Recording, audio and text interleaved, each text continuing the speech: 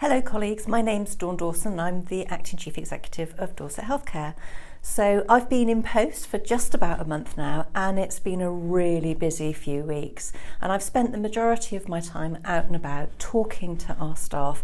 I know that the people that work in Dorset HealthCare make such a difference to the care that we can deliver to patients, so they've been my priority for the month.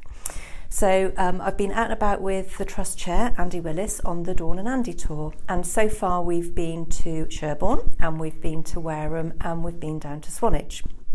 And I've also been out on my own visiting various sites. So I've been to Harbour Ward and I've been down to Weymouth to the community hospital. I've spent some time with the finance team and also with the teams over at St Leonard's. And really in that time I've been asking people what it's been like. So I've had some really good feedback from that. So the first piece of feedback I had was mainly about the pandemic and how it felt during the pandemic. And I've had a range of different views. So some colleagues told me that they felt as soon as the pandemic hit that everybody else ran for the hills, left them alone looking after their patients, and that was really difficult, and they felt quite scared because they didn't know what was going to be happening and they didn't know what the impact would be on them and on their loved ones. I've heard from other colleagues that told me it was a really exciting time and enabled change to happen really quickly, things that would have taken years to put into place otherwise. And I've heard from others that found it really isolating. Perhaps they might have been working by themselves and they lost that support and the networks that they had around them. The other thing that people have told me is about the importance of communication. And we know that we have got to get communication right across the whole trust. And it's not just about broadcasting messages out to people. This is about taking the time to listen and to hear so that we can understand how it feels to be working in Dorset HealthCare at the moment. And I think for me, part of that is making sure that teams get together face to face if you can, so that you can begin to talk to each other, reprioritise what are you going to do in year, what are your objectives. And then the third thing that I've heard about is about the cost of living rises. And I know that's really impacting colleagues across the organisation. I can't fix that for you, but what we can do is we can put some different sort of support mechanisms in place. So we have the financial wellbeing wallet, which you'll find on Doris, which gives you guidance and links to lots of other organisations. We've also got Care First, who offer a debt counselling service for anybody that needs them.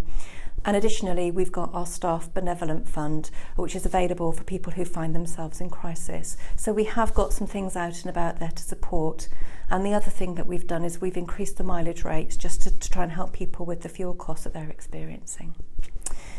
And then the fourth thing that I heard when I was out and about was the amazing resilience and the innovation and the desire that people have just to get on with things again. And for me, that's just been absolutely wonderful to hear that despite all of the difficulties that people are under, they still want to do the right things for their patients.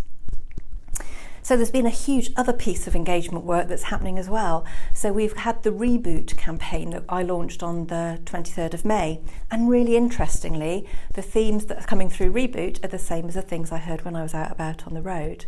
And so the three things that came from Reboot was the importance of us recognising colleagues and acknowledging that people are valued, whatever their role is in the organisation. Secondly, it was about re-empowering people to take back that control that we lost during the pandemic, to allow you to make changes locally, to improve the things that you do, to be better every day.